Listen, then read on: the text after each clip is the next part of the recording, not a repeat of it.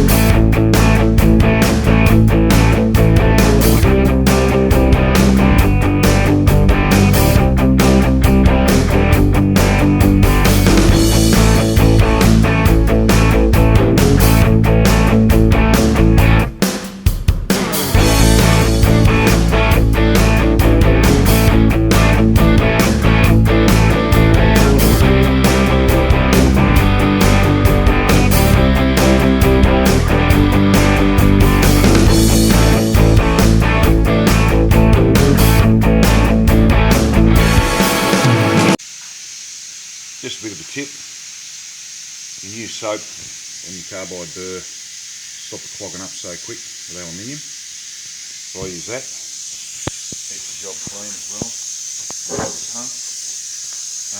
this is what we're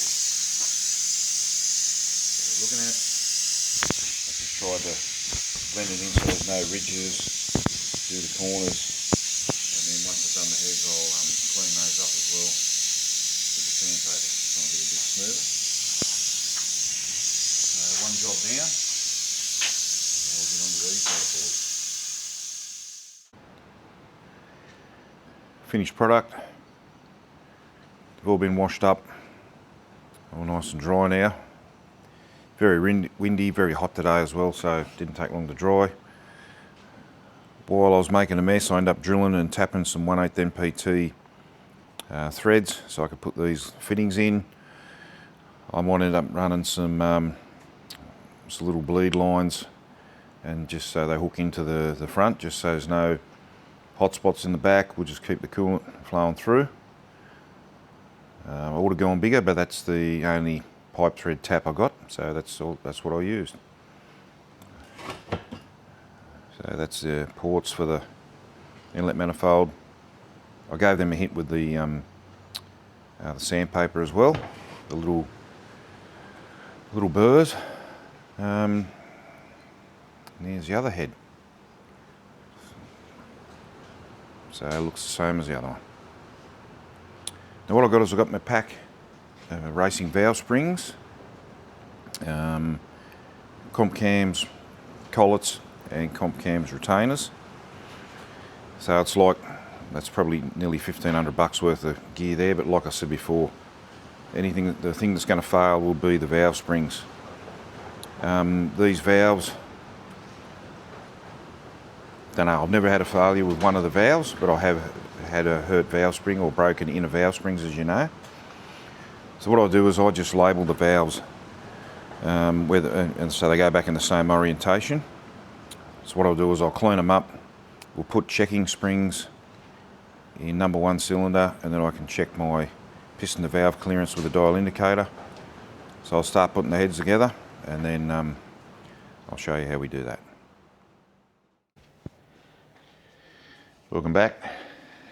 Another day, Thursday morning, early, back down the shed. Couldn't sleep last night. I got a lot on my mind. I've had a few little dramas, and if we're not having dramas, it's just not normal, is it? That's just how it is. So I'll bring you down and show you where we're up to at the moment with this engine. Spin you around.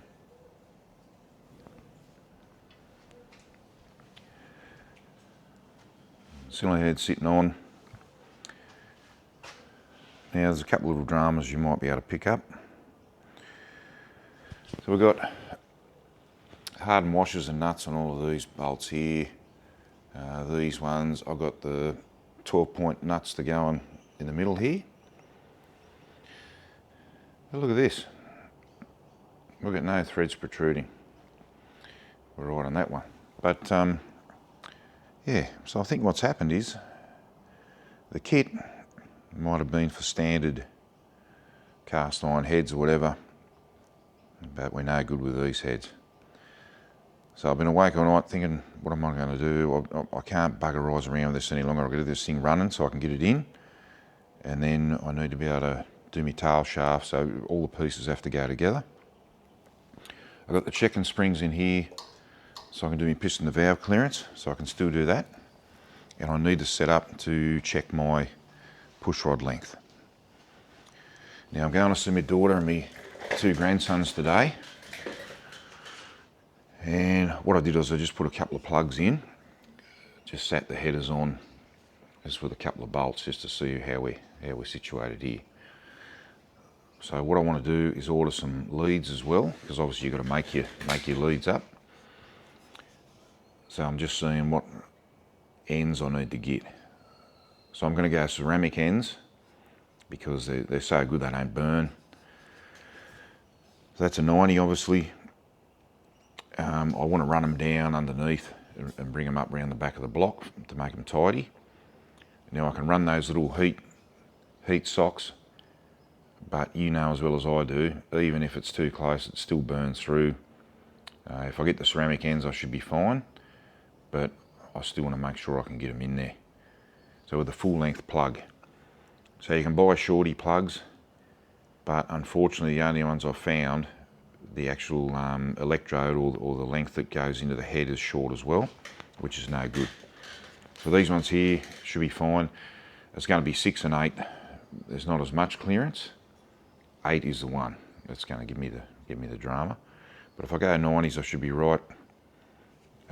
These ones here, so 2, 4 and 6 should be all right. And I might just put the other one on just to double check that as well, because we don't want any room for any stuff ups. This is the other side. Looks like there's good clearance there. So 90 should work well and stay out of the way. So what I'm going to do, Gregory Hills, there's a bolt and fastener man there. These are obviously ARP, but I don't care if I can find some, I'll probably need 5 1/4 inch. I'll go grade 8 bolts, I don't care. Whatever I've got to do. The best thing is they're on the outside of the valve cover, so I could swap them over one at a time and retension if I have to, but I just got to keep moving on. I've had a delivery while I was out.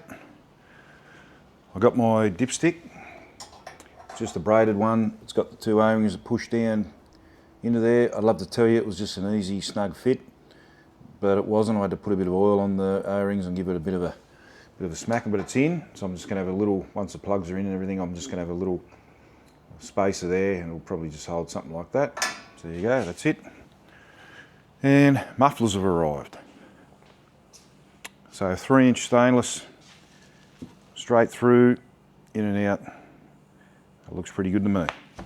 Just a cheap, no-name brand. They're pretty short too, which I like. So I want it to sound good, obviously.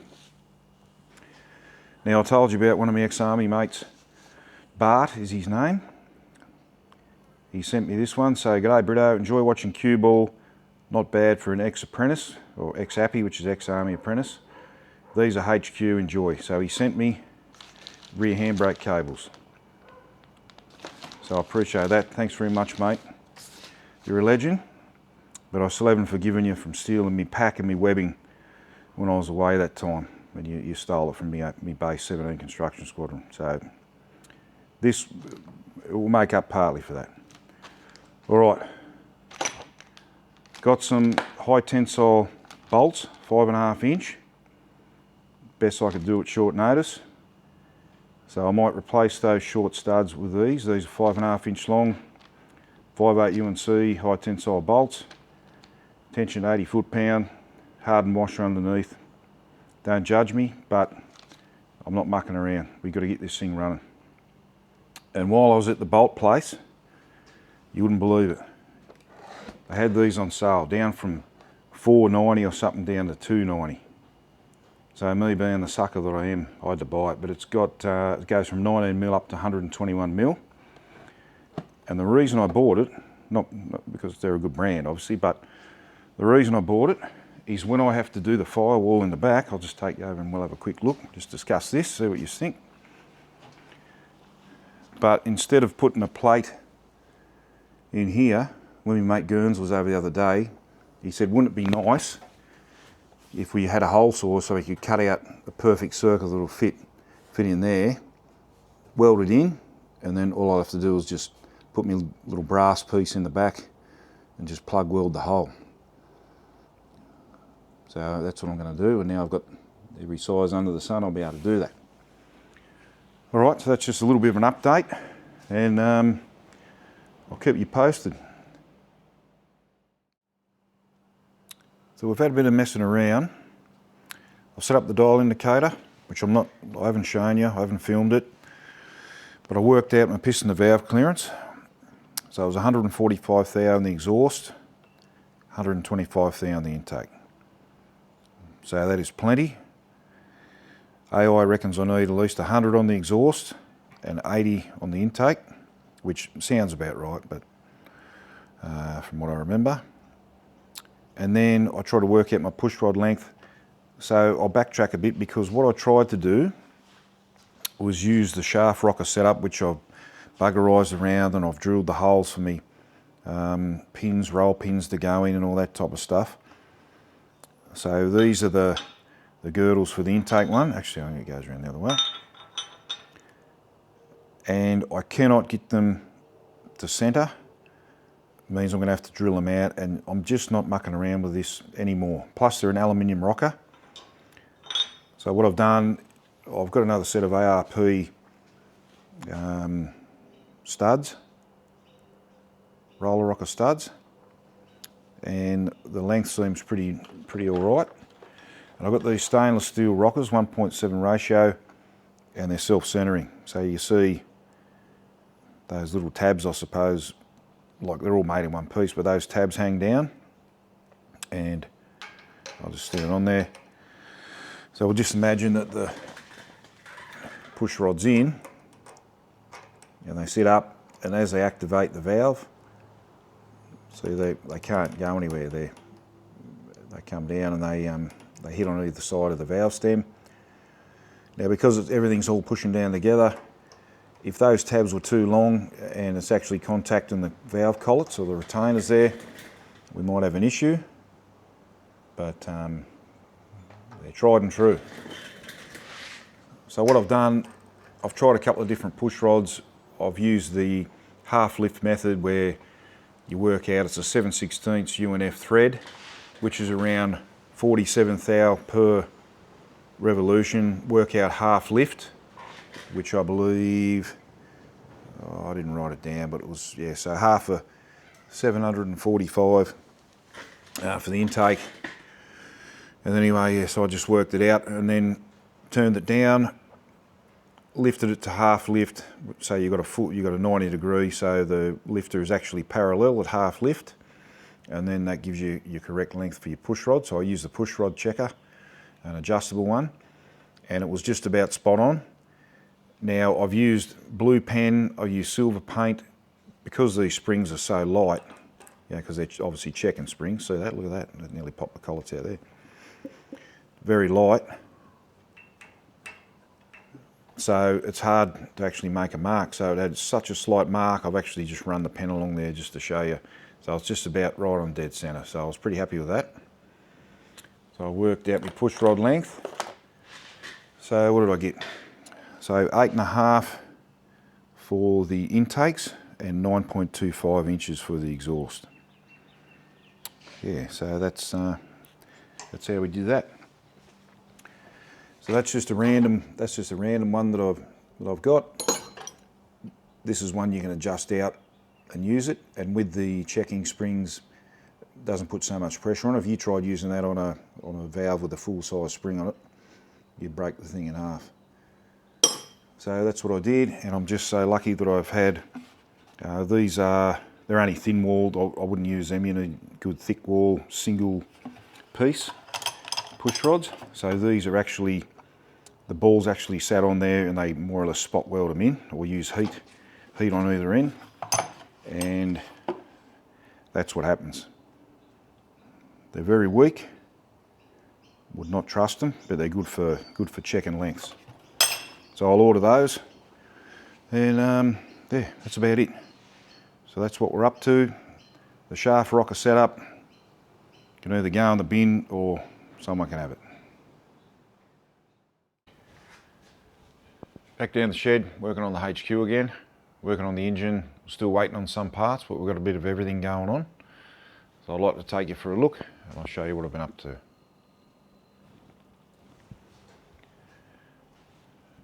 So we have a look over here. The heads are tensioned down. I've got my grade 5 bolts in here while I'm waiting for my ARP studs to turn up. So we'll swap those over when the time comes, when they turn up. I've got the new ARP rocker studs, and they've got, I'm going to say, 5 or 6 threads taller than the ones we had before. So every little bit helps, and that's going to give us some better thread engagement. I've just sat the rockers on there at the moment. As you can see, the new valves and everything are in, retainers. I've got the inlet manifold on, 160-degree thermostat, and I've drilled me 4 holes in there. So if you don't know what that's all about, it's the same as what this is all about. So it's like a bypass. So this comes straight out of the water pump. So the water pump obviously picks up water from the cool end of the radiator, the lower end, sends it through. These your ports here, or your water galleries here. So this sends some of the water, instead of going through the engine, it goes straight up through here to the other underside of the thermostat. So the idea of the 4 holes is doing basically the same thing. So before the wax pellet opens and lets the coolant start to flow, you've always got some bleeding through. So even if you have a thermostat failure, you've still got some flowing through. So some people do bigger holes, only do 2. I do 4 smaller ones, just so you're not going right to the edge of the thermostat, causing any dramas there. So that's that. I'll have to put a fitting in here, and that hose will have to be shortened down. We'll get it so it's got a nice little radius on it. I put the dash 4 fittings in the back. So I'm going to run some hoses in and through, and then these fittings at the front here, what I can do is drill and tap those, and then I can have my little bleed lines going through there. Now the only other trouble I've got is I've got a capillary gauge for water temp, so I need somewhere for that to go in. So I don't know what I'm going to do yet. I might even have both of those go to one fitting or something like that. Anyway, it's all right. We'll sort that out. Now the other thing is the thermostat housing. So this is the top water neck. Adjustable. So it's got an O-ring under there, and it actually swivels. So that can go on now that I've shown you the water pump. We've been doing a few little bits and pieces. I'll put the back window in. As you can see, I've just used clear silicone just because it's coming back out again eventually anyway, so I don't want to Sikaflex it in or anything too permanent. It is nice and tight. I've been putting the trim clips in, and that's the trim for the back window there. It needs a bit of a clean up, but I'll get it in first. And I've just got to do a bit of checking, so I'm pretty sure.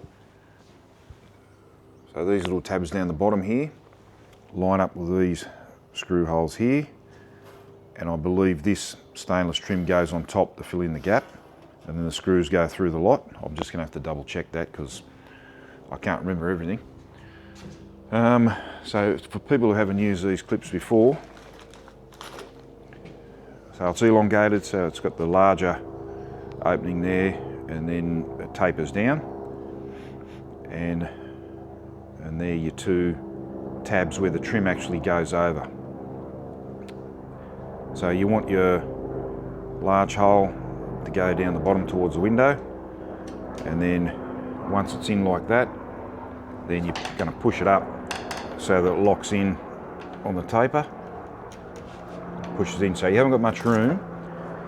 So if you see, I've got those little bits of cork there which is positioned the window, it's got an equal gap all the way around.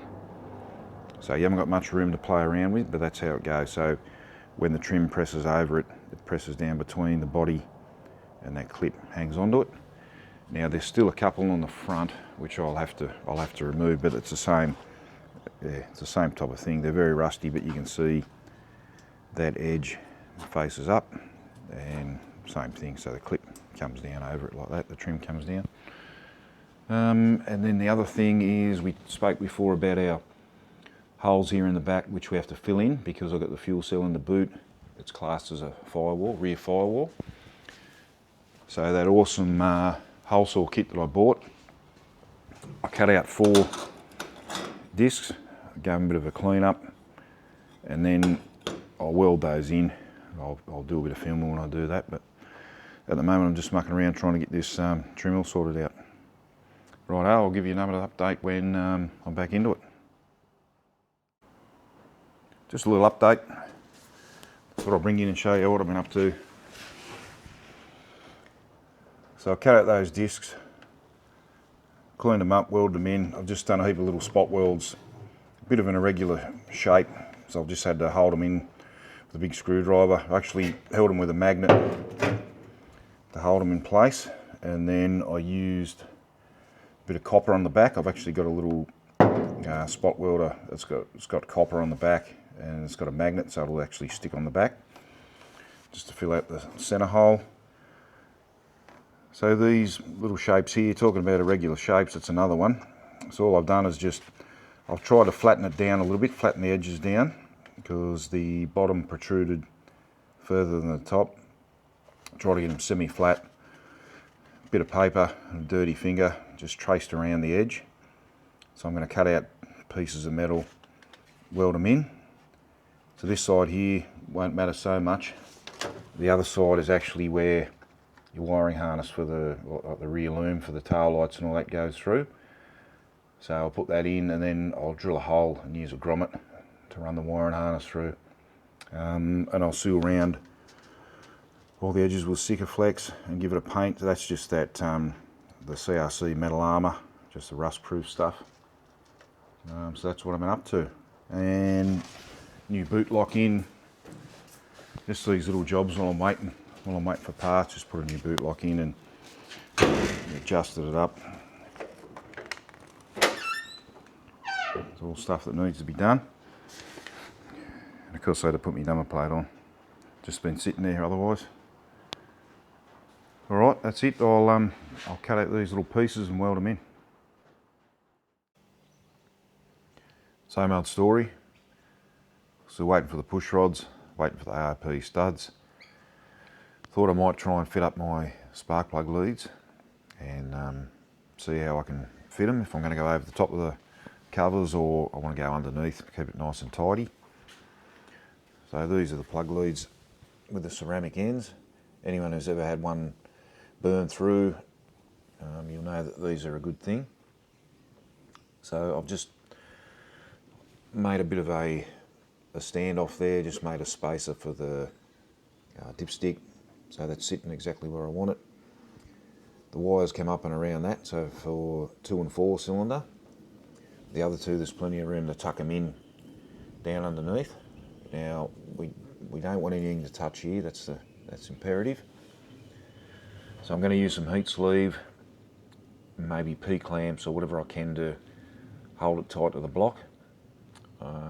Might take a trip to Autobarn, they've got car builders stuff there, they've got the heat sleeve and wrap for the headers as well. As long as you've got an air gap, you're going well. So I've just got some old spark plugs in here, I just used to dummy up.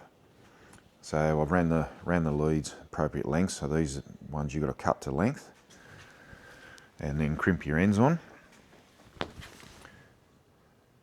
So the odd side, or the passenger side in Australia, this is it's a lot better. So I've got a couple of bolts there where I can tuck it down under and use P-clamps or whatever to hold it away from the headers. So I'll do that. So I'll just take you over and show you. So there's a couple of different types of ends. So these small silver ones, they're the ones that suit your MSD cap. And then obviously you've got these ones here, which are the one for the cap of the bigger terminals. And that's the smaller boot.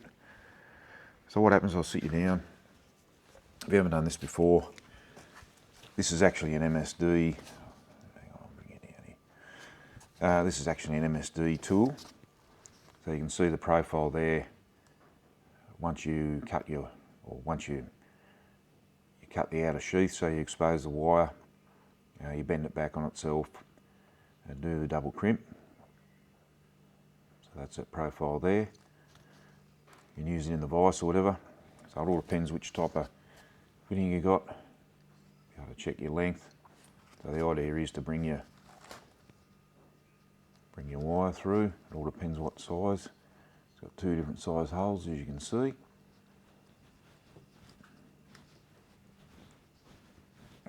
And then you place a razor blade here, on there, so it only goes half the thickness, and you roll it around, roll the cable around. It'll cut the sheath, expose the wire. You can bend it back. That's the way I do it, and then do the crimp, and that's how you do it.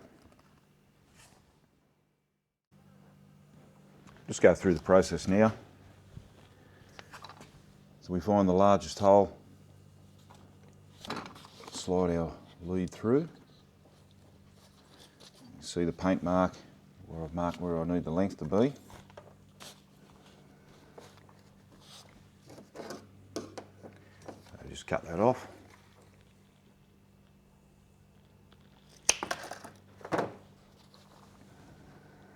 Just go a little bit longer. And then all we do is we get the razor blade, sharp as you can.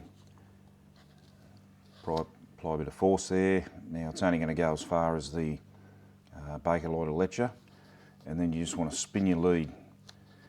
So do a 360, a bit more if you want, just to make sure. And then when we pull it back out, you can see the separation there. So that should just pull off quite easily. If not, get your thumb in there, give it a pull, there you go. Now what we want to do is we want to bend that back, hold it tight. That's the actual wire, and then I normally put it in and slide it in so it keeps the tension on it. Bring it up to there. Then we've got this part which actually gives you the crimp. The same thing, we lay that in there, lay it up the end so we don't crush the end as we crimp it.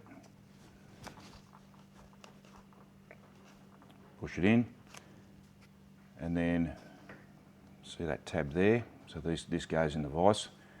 Make sure you keep both of those on the same side. And then that goes in. Keep them flush. And then that goes in the vise. We do it up. See, I've done exactly the opposite of what I told you. So both those there can sit on the vise, and then I'll level it up. So I'll set it in there, and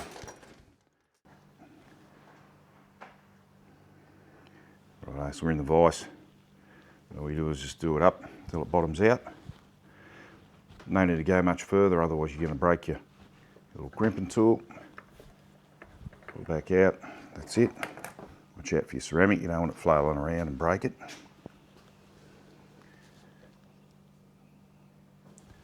Now, the two halves separate quite easy, but this is trapped in there. So you don't want to go prying and prodding and weakening the end. So I just get it to move just a little bit. Get an O-ring pick, just make sure you're only touching the actual end cap, little connection, so you're not damaging your wire. And there you can see that that's a little piece there hanging out. Now, it's quite easy to get the end on, so some people slide them on first, but this is some of that Pertex spray I was talking about. So all you really need to do, maybe put a little bit in there as well, the boot. Make sure your orientation's right.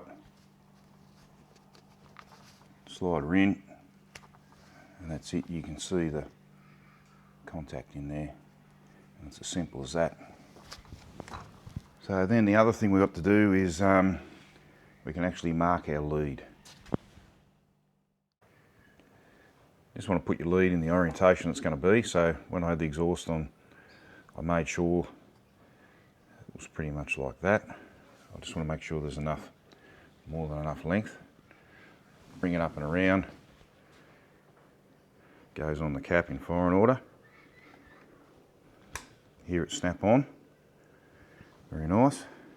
And then we're just going to put our number of our lead on there, just so we know. So you just set them up on your little application tool ready to go. It's got a little arrow there facing towards the lead. So basically, I'll see if I can do it one-handed, but you just kind of hold it on there, it spreads it out as you go, pops it on the lead, and then when you're in a frantic race to try and get them on for whatever reason, get going, you know which one goes where. Just follow the firing order. Well, I hope that helps. A few parts delivered last night. As you can see, it's getting action time. Oil pressure gauge is pumped in, plugged in, got the primer there ready to go with the drill. I don't know if I showed you, but I put these dash 12 bulkhead fittings in, and then I got my dash 12 fittings which will go to the catch can, which is also turned up. So I'll remove these covers, set them on the back of the old girl. This one as well.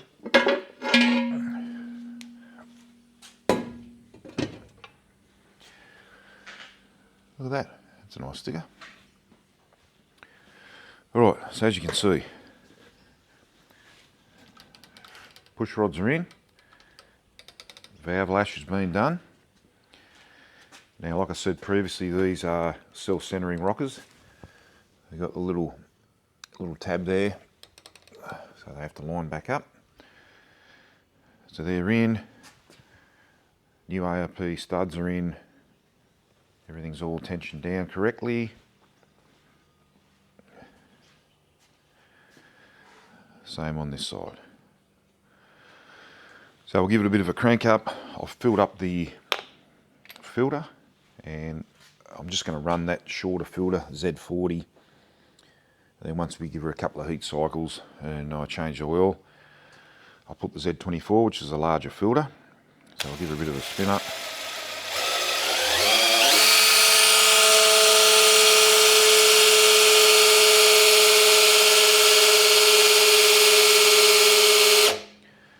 So that was about 65 psi. Change her into high gear.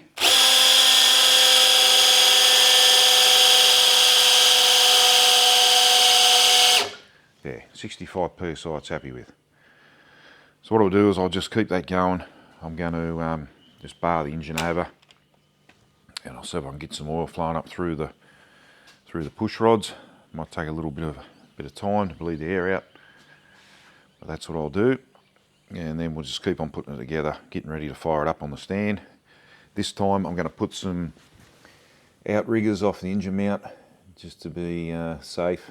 That's the last thing we want. I'll put a big a big bolt through here, just to make sure. And I'll put the outriggers on, and then we shouldn't spin it over on the stand. So we should be going for a start up today. Anyone who's had fabricated covers before, or aluminium covers, you'll know the pain. So I had to cut all the little tabs off the gasket. These are rubber, so reusable, neoprene. And I've used a little bit of clear elastic underneath. Put the bolts in just to keep it right, keep it square where it needs to be. I'll give that time to go off. Otherwise you're trying to, unless you've got studs, you're fishing around trying to find the gasket. So the other thing I'm doing now, which I'm going to try and show you what I'm doing. I've only got carby base gaskets for 4150 carbies, not 4500. So I'll set you up here so we can have a bit of a look. So if you've got gasket paper, you can pretty much make anything. This has fallen off, so yes, I should have the covers on. You know, potentially going to be putting stuff down the carby. So this is what you do. So you sit it on here, get it right, and then what you're doing is you're tapping around the edge. Just a little engineer's hammer. So I've given it a bit of a hit there to make sure I've got my hole central. See how it peels over there like that? So you just use the sharp edge. Now, it's only a very slight tap.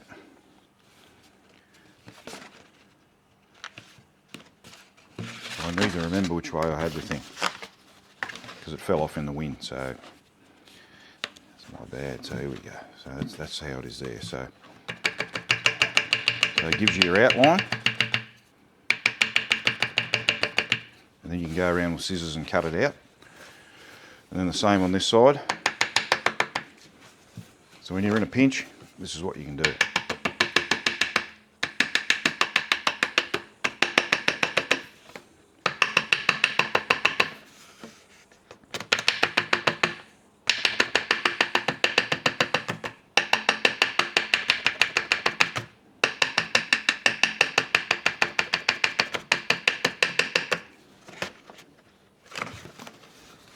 Alright, so if you get it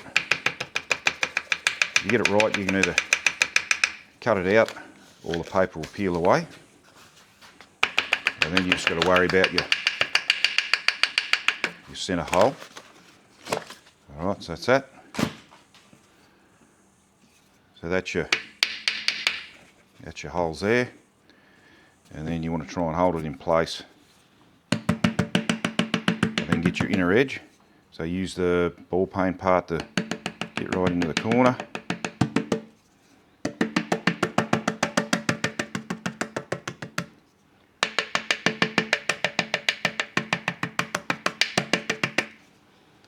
Anyway, you get the idea. So it starts to mark the line for the inside. And just use a wad punch to tidy up those holes. And we'll get the rest of the inside and I'll cut it out. I'm sure you've obviously done it before, but I just wanted to show those who didn't know. Not really much more to say. Carby's on, leads are on, exhaust is on, starter motor's on, but that's no good because that lead will get cooked. Tuck it in there like that. MSD box is on the ground, battery's on the ground. Timing light's ready to go. Coils, cable tied to the side. Everything seems to be out of the way. So we'll always just pull the ignition wire if we have to. Got my phone up there on the car ready to film. Do a short. And most important, get my tomato sauce bottle. We'll set it up, put in my hearing protection, and we'll just have a crack, eh? What's the worst thing to go? All right, set it up.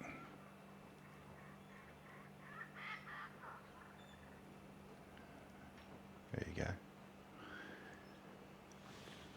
go. Righto, let's try it.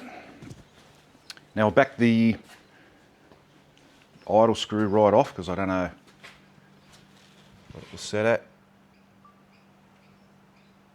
Right, we'll start on that.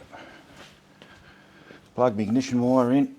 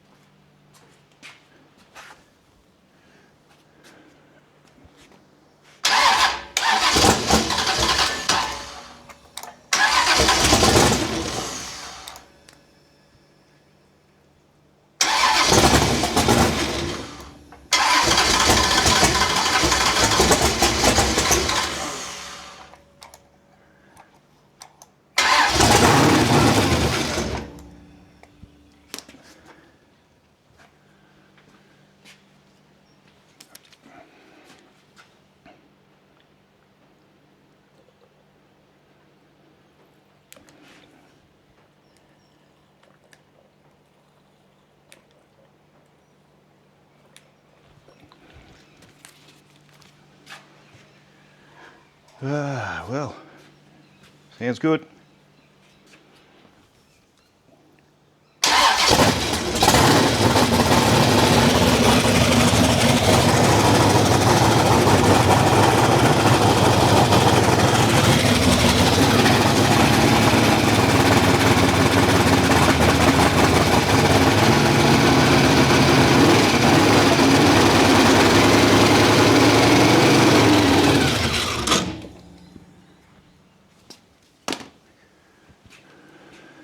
Fucking good enough for me. Yes.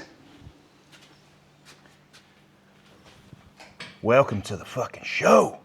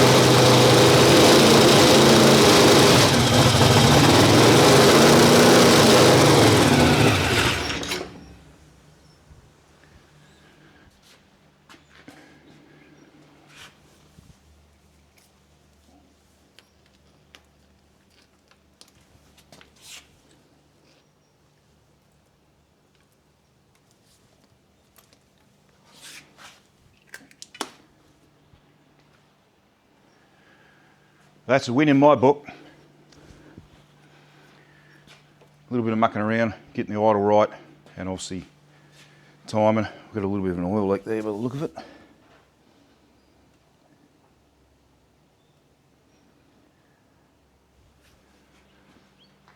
So that'll be fun. Anyway, thanks for watching. So this will probably do for this one. Next one I'll be putting it in the car. We've still got a bit more work to do and then we'll put it in the car, but I just wanted to make sure everything was right before we do that. So over 1,000 subscribers now, as you would have seen. So I just want to say thanks very much for watching.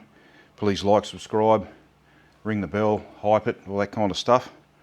Share it with your mates. Righto, thank you very much for watching. We'll cut it off this time. Righto, see ya.